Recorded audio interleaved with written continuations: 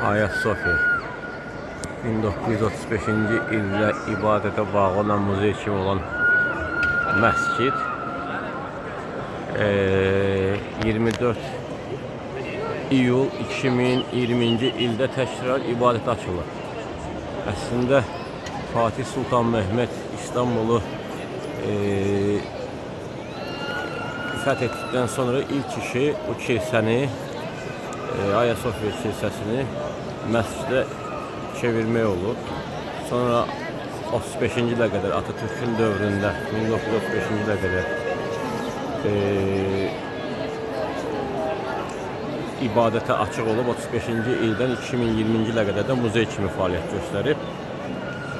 27 il, təxminən 25 il bundan qabaq bura girmişəm, ibadət üçün yox, şey üçün, yəni ziyarət üçün muzey kimi girmişəm. İndi də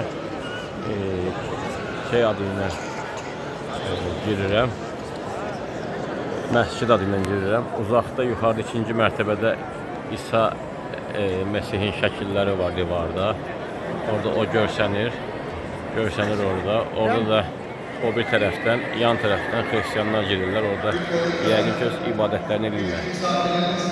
Belə. Namaz vaktinin gelmesi münasebetiyle ziyarete sona ermiştir.